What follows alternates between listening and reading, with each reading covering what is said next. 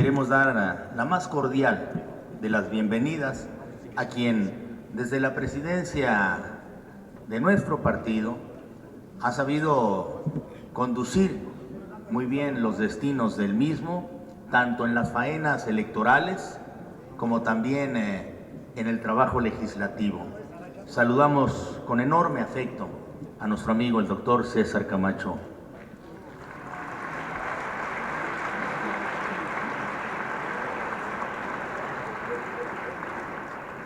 Hacemos lo propio con la secretaria general de nuestro partido, Ivonne Ortega, amiga de todos nosotros y con quien nos sentimos completamente identificados. Por eso le pedimos una vez más, señor presidente, que nos acompañe siempre con su idea y su generosidad en este periodo legislativo que el día de hoy le pedimos a usted inaugure esta plenaria para podernos instalar en los trabajos que estoy seguro llevaremos a cabo a partir del 1 de septiembre, después del segundo informe del presidente Enrique Peña Nieto. Sea usted bienvenido.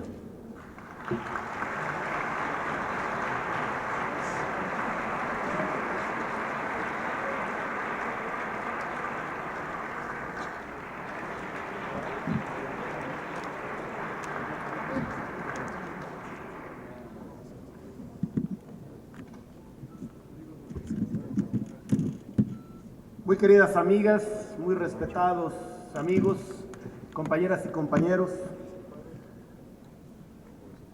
muy respetado amigo, antiguo amigo Manlio Fabio Beltrones, coordinador de los diputados del PRI, estimado Arturo Escobar, coordinador de los diputados y las diputadas del Partido Verde, amigos todos.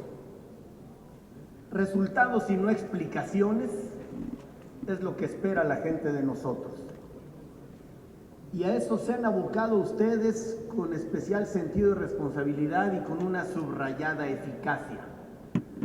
Lo mismo en el terreno político partidario, porque no hay tarea que el Comité Ejecutivo Nacional, Ivonne Ortega o yo, les solicitemos que no sea atendida. Tarea que no sea asumida con entusiasmo y con eficacia. Eso acredita no solo una pertenencia congruente, sino el compromiso con lo que la gente suele evaluar el trabajo, el desempeño de los políticos. Al fin y al cabo, legisladoras o integrantes del Poder Ejecutivo o la dirigencia del partido, somos todas y todos caras de un mismo poliedro. Una organización política que ciertamente está abocada a participar electoralmente en pos del triunfo. Pero ese es el fin inmediato, porque el propósito mediato es cambiar positivamente la vida de las personas, es darle sentido a la política como la actividad más noble a la que el ser humano se puede dedicar. Y en esta línea de los resultados y de la eficacia, tienen ustedes motivos de sobra y perfectamente documentados para sentirse satisfechas, satisfechos y poder decir, no solo a los electores, porque como ustedes lo saben tanto como yo, las diputadas y los diputados, porque así lo prescribe la Constitución, son representantes de la nación, es decir, mucho más que de una estructura de poder o de gobierno.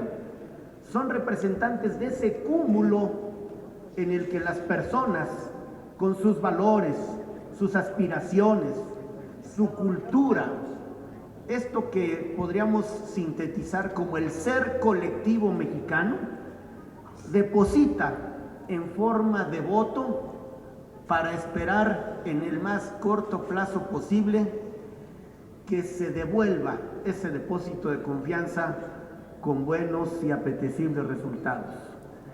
con una actitud fraterna, respetuosa, pero cercana en los afectos, el PRI todo les da un abrazo apretado y una felicitación honda por su eficacia política que no tiene, como lo voy a documentar, precedente en la historia contemporánea de México. Muchas felicidades.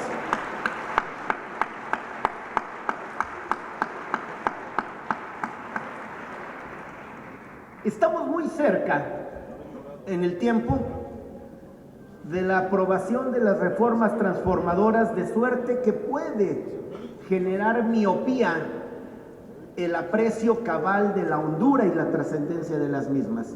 Estoy seguro que con el paso de las semanas, los meses y los años habrá de aquilatarse a plenitud la trascendencia y lo justo del adjetivo históricas que le podemos atribuir a las reformas. He dicho y lo voy a justificar ahora mismo que desde 1917, de cuando data la Constitución vigente, no había habido un paquete de reformas tan trascendente, importante y además omnicomprensivo. Hay una serie de decisiones que son destacadas y que no podemos olvidar. Entre 1928 y 1946 hubo sucesivas reformas a la Constitución que, a decir verdad, tendieron al fortalecimiento de uno de los poderes y uno solo de los ámbitos de gobierno. Me refiero al presidente y al ámbito federal, porque en ese momento el dilema parecía consolidar la democracia o crecer económicamente y ensanchar las oportunidades. México optó por lo segundo. Hay otra serie que podríamos hilvanar de decisiones importantes, como el derecho del voto a las mujeres, como el reparto de utilidades, o en materia político-electoral la creación de los diputados de partido, que vuelve a ser tema importante en la agenda nacional, o esa llamada frecuentemente reforma política de 1977, que ensancha los espacios de participación a partidos que tenían hasta entonces una vida marginal en la vida política de los mexicanos. Ir de 280 diputados a 400 en 1977 es, por supuesto, un hito en la historia política. O el cúmulo de reformas impulsadas en 1982 y concretadas en el 83, esto que seguramente algunas y algunos recuerdan, los que tenemos más años en esta actividad lo tenemos presente, las 7 tesis rectoras de la campaña de 82, la descentralización de la vida nacional, la planeación democrática, la renovación moral de la sociedad, que dio paso a varias e importantes reformas, la rectoría económica del Estado, la reforma municipal, etc. Y en este decurso, la creación de cuando menos 3 organismos constitucionales autónomos como figura novedosa desde entonces: el Instituto Federal Electoral, el Banco de México y la Comisión Nacional de los Derechos Humanos. No obstante, se aceleró el proceso de transición democrática entre 1998 y 2012, la alternancia. Nada más que, para infortunio de los mexicanos, y me hago cargo de lo que digo, la alternancia no fue alternativa. Y un gobierno dividido trajo consigo un gobierno detenido. Esta parte nos obligaba en 2012 a dar un giro importante que fuimos capaces de lograr entre todos.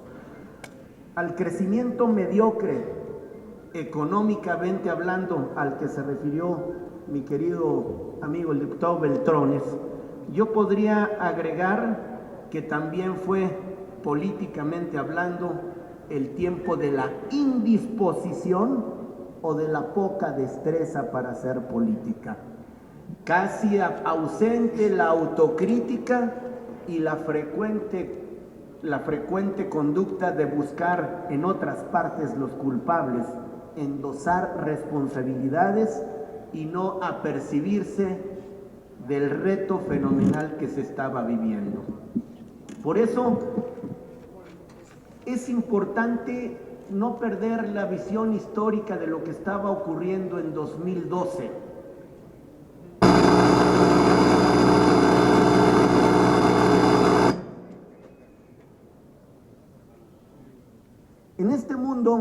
En este mundo a contracorriente, el que no avanza retrocede. Y eso es justamente lo que le estaba pasando a México.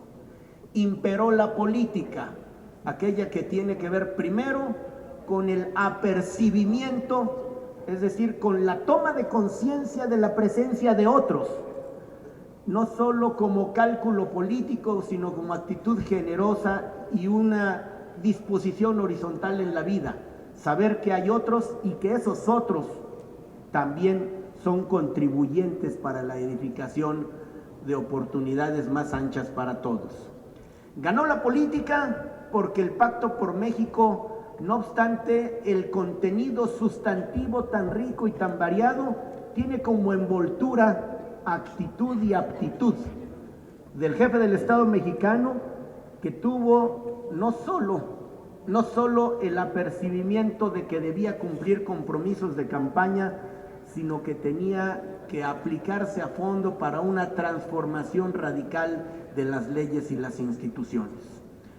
No voy a hacer un enlistado de lo que ustedes conocen mucho mejor que yo, porque ustedes son los protagonistas de las transformaciones a las instituciones y a las leyes, pero voy a recordar datos para ponerlos en perspectiva. 65 reformas constitucionales, 58 de los 136 artículos de la Constitución, 23 nuevas leyes y 64 leyes reformadas y adicionadas. En un tiempo que sigue asombrando a propios y extraños por el hondo calado y la trascendencia jurídica, política e institucional de lo que ustedes lograron. Pero nada, ni en la política ni en la vida es producto de la casualidad. Aquí hubo mucho trabajo político, una actitud que fue de la tolerancia al respeto y a la colaboración. Y ustedes, porque seguí de cerca los debates, no solo acreditaron profesionalismo en la capacidad para construir acuerdos, sino una paciencia que raya en la posibilidad de iniciar procesos de santificación. Haber escuchado tantas y tantas horas a nuestros interlocutores, que merecen respeto porque tienen jurídicamente la misma categoría, son diputadas y diputados, pero al final lo que ocurre en una democracia robusta es que imperó no solo la legalidad, me importa mucho subrayarlo, sino la legitimidad, lo que le da fuerza por lo sustantivo de los planteamientos, lo que hace que una decisión no solo sea buena porque aritméticamente mereció el mayor número de respaldos, sino porque resiste cualquier análisis de dentro y de fuera y acredita que aquí, además del sentido de la responsabilidad, hay enorme capacidad para plantear, para defender, para intercambiar, porque al final, más allá de cumplimentar un programa de acción o darle cauce a una plataforma electoral, el interés superior de México estuvo presente al momento de dictaminar y cuando se llevó a la Asamblea General para votar en definitiva. México está no solo enterado, sino la historia habrá de hacer justicia a quienes lo merecen, que son ustedes, por haberle dado las instituciones y las leyes que permiten desplegar banderas, hacer que se hinchen las velas para transitar en este mar proceloso del siglo XXI, porque este bloque que hemos constituido en el tiempo electoral y en la época de ejercer el gobierno entre el Partido Verde y nosotros, tiene un punto, una arista, un vértice en el que confluimos, porque es hoy la expresión de la unidad política y de la certeza en el proyecto. No solo son las ideas, es el talante y el talento del jefe del Estado mexicano, cuyo proyecto nos vincula y nos compromete hasta el último día de su gestión en el 2018. Vamos a seguir en el acopio de capital político, ambos partidos, ustedes, nosotros y millones de personas más, hasta concretar de manera completa el proyecto triunfador en el ya lejano julio de 2012 que encabeza Enrique Peña Nieto. Vamos con él.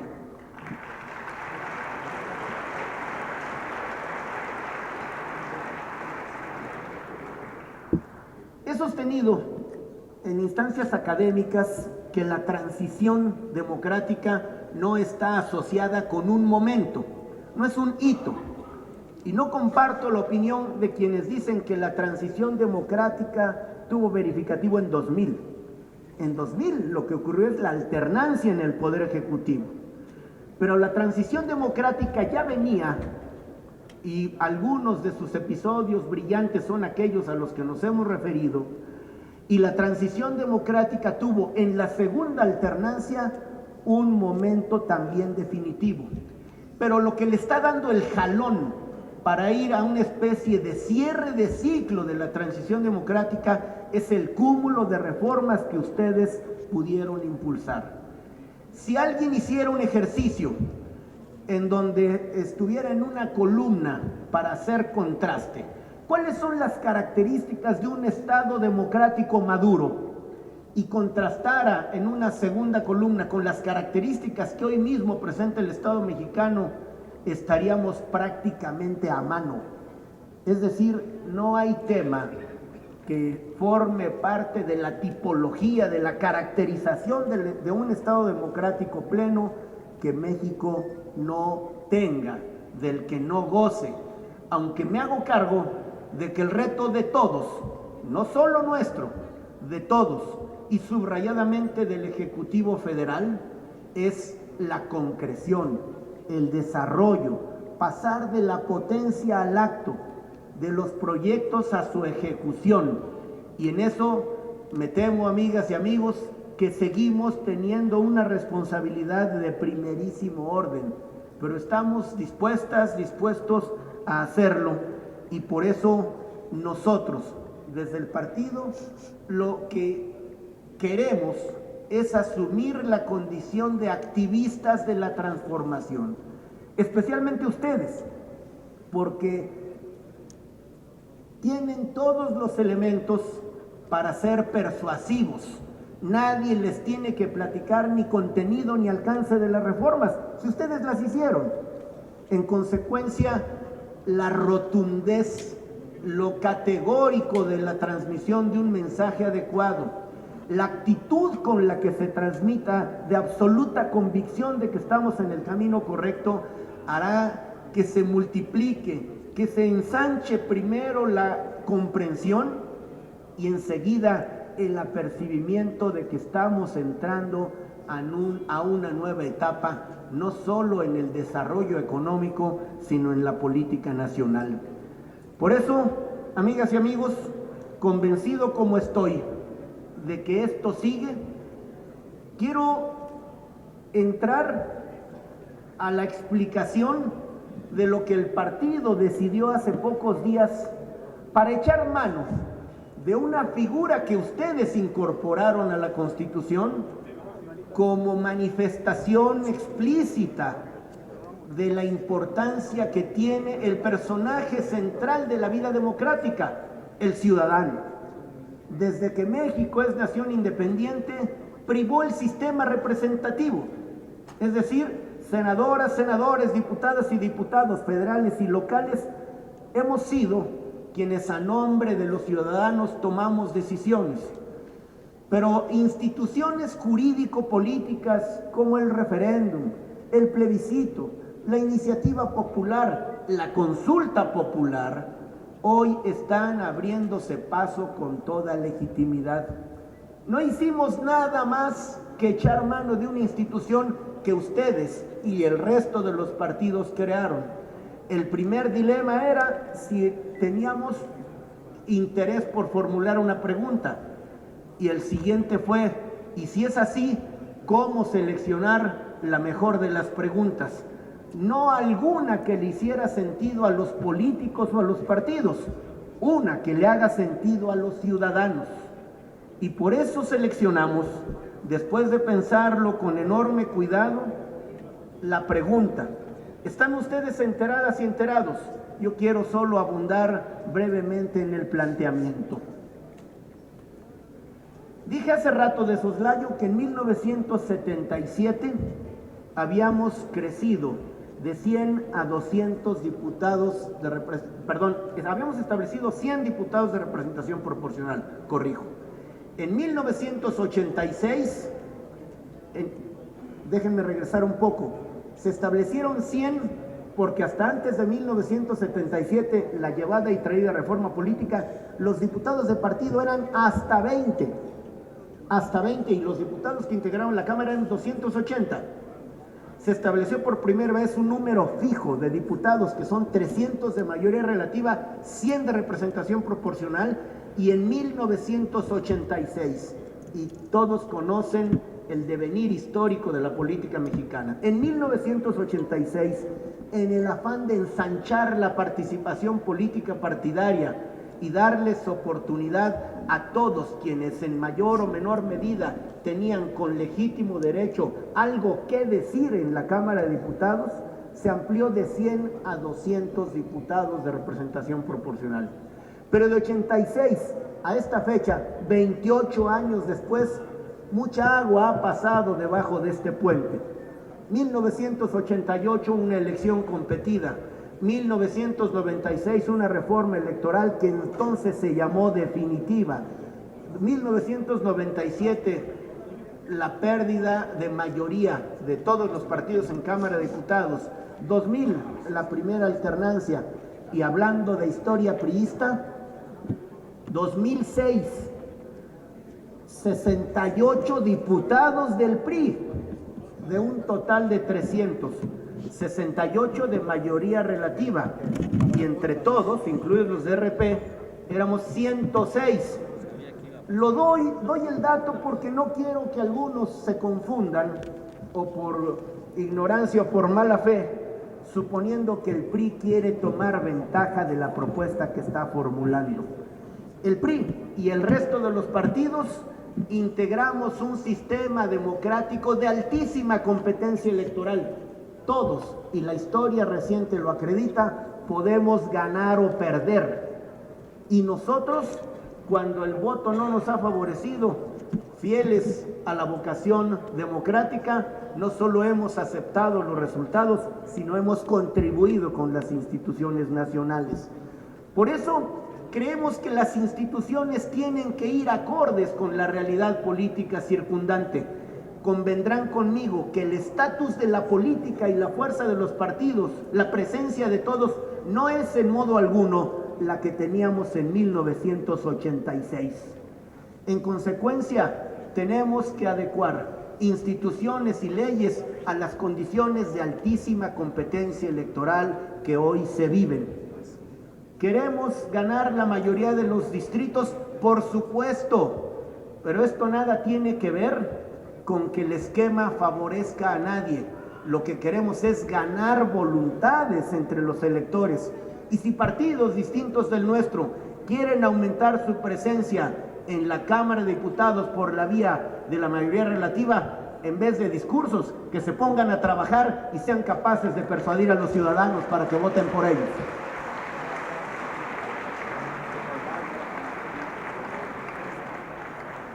Algunos han dicho que se nos olvida la historia de cómo nacieron los de representación proporcional. ¿Cómo se nos va a olvidar la historia si esa historia la escribimos nosotros? Esta no es una actitud de pedantería política, es de absoluto realismo. En 1986 el PRI tenía la mayoría absoluta en las cámaras. en el llamado constituyente permanente, en las legislaturas locales. De lo que estamos convencidos es de la necesidad de garantizar, por supuesto, el pluralismo, pero también de que la democracia puede dar más con menos. Y dar más con menos incluye estar convencidos de que la reforma que hemos planteado para preguntarle a los ciudadanos, la pregunta que hemos planteado para hacerla a los ciudadanos, de si están de acuerdo en que se eliminen 100 de las 200 diputaciones plurinominales y las 32 senadurías plurinominales. El Senado, durante muchos años, fieles a un modelo de un país distinto del nuestro, lo más sencillo, 2 senadores de mayoría por entidad federativa, porque el Senado se concibió desde el origen como la Cámara del Federalismo y asumía una igualdad política y jurídica en la representación. Es decir, no tenía que ver nada el tamaño demográfico de las entidades. 2 senadores de mayoría y, en el afán de abrir espacios a quienes tienen opciones distintas, un senador de primera minoría, donde sigue habiendo 3 por entidad federativa y se mantiene la paridad en la representación política nacional. Los 32 adicionales, cuando se establecieron, de suyo introdujeron una desigualdad en la representación política, porque la ubicación en la lista nacional de los 32 candidatos por esta vía, cada partido en forma libre determina de qué estado han de ser los integrantes de esa lista y el orden. De modo natural, entonces, y lo hemos ya vivido, hay entidades que tienen muchas, solo 3, y algunas 4, 5 o 6. La intención entonces es mantener la representación de todos los que los ciudadanos opten por darles una oportunidad, y reivindicar el origen, la naturaleza de representación política que tiene la Cámara de Senadores. Voy a terminar tratando de hacer un breve listado que, con autorización de mi amigo el señor coordinador, se los vamos a entregar, a efecto de que podamos compartir argumentos de cara a la difusión de la pregunta de la que he hablado. La contribución a la disminución del gasto público, dar más fuerza al voto de los ciudadanos, pues los electos directamente serían un número considerablemente mayor que el de plurinominales. Esto me importa, lo que he de decir, subrayarlo. Mantener el sistema mixto de representación, que por supuesto le da importancia a la mayoría sin detrimento de la representación de las minorías. Asegurar la adecuada participación de todas las fuerzas políticas en su respectiva proporción. Preservar la garantía de la representatividad, manteniendo, como dije, 100 diputados plurinominales, y estoy seguro que de la mano de esto podremos contribuir a elevar la calidad del debate parlamentario, conservando la riqueza de la pluralidad. Esto otro me importa subrayarlo porque hay quienes, confusos, sugieren que es improcedente. Mejorar el funcionamiento democrático, y subrayo, sin cambiar el sistema electoral. Esta propuesta no es electoral, porque no pretende cambiar las reglas para acceder al poder público. Esta es una propuesta de carácter constitucional referida al régimen de gobierno, a la integración de uno de los 3 poderes de la Unión. Algo más, cambiar lo que hace 28 años permitió que los partidos, que aunque no ganaban elecciones, sí obtenían votos, alcanzaran hoy a tener diputados, hoy que todos estamos en condiciones de ganar. Y como dije y termino, refrendar la idéntica representación de las entidades federativas en el Senado, con 3 senadores, 2 de mayoría relativa y 1 de primera minoría. Como hay un interesante e inteligente complemento, porque un ejercicio de democracia directa perfecciona el ejercicio de la democracia representativa. Heródoto, el padre de la historia, dijo hace más de 2000 años, la democracia implica la más bella palabra, igualdad. Y agrego yo, y nosotros sabemos que sin igualdad social, la democracia sería una quimera. Vamos a proveer lo necesario para la igualdad social y vamos perfeccionando la democracia como expresión de igualdad política. Quiero terminar con el permiso del señor coordinador ofreciendo a todos, ahora estamos repartiendo un DVD que lo contiene, un ejercicio, un compendio que contiene lo que ustedes hicieron en esto que hemos llamado reformas para transformar a México, que ahora pondré en manos del señor coordinador Manuel Fabio Beltrones, y que en versión impresa o en DVD todas y todos tendrán a su disposición para que nos hagan el favor de estar en la misma sintonía comunicacional de las reformas y del tema de la consulta popular que tiene plazo definido y que en prácticamente 20 días nos pone el reto de recabar 1.605.000 firmas de respaldo ciudadano para que la pregunta pase a la siguiente aduana, que es la pertinencia de su constitucionalidad a la Suprema Corte de Justicia de la Nación. Termino dando una expresión de reconocimiento y de afecto acrecentado a Manlio Fabio Beltrones, antiguo amigo y compañero de luchas políticas, con quien la vida, el partido y la responsabilidad pública me ha acercado mucho más en este tiempo. Han crecido no solo mi respeto y mi admiración, sino mi afecto fraterno.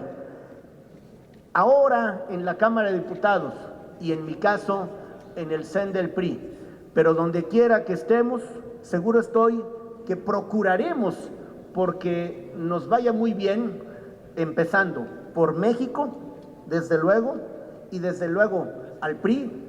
Y el PRI no es un logo y un lema fríos. El PRI tiene rostros, nombres y apellidos. Y este PRI, con ello voy a terminar, toma nota y ha registrado puntualmente el desempeño de todas y todos ustedes, porque la vida de los políticos es episódica. Hoy son diputadas y diputados y tienen merecidamente derecho a seguir haciendo política en este que yo me atrevo a llamar gran ecosistema político priista. No quiero parecer imprudente, pero prefiero decirlo.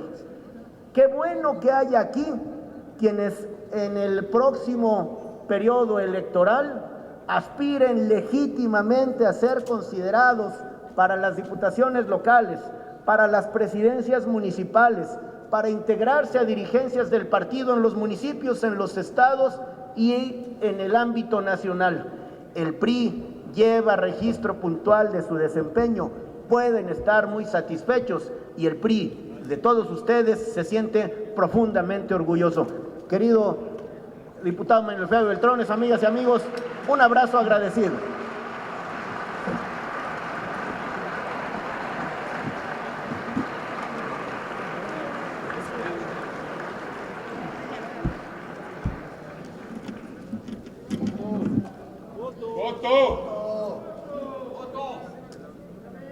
Señoras y señores legisladores, con cortesía y calidad despedimos con nuestro aplauso fraterno y solidario al doctor César Camacho Quirós y a la licenciada Ivonne Ortega Pacheco,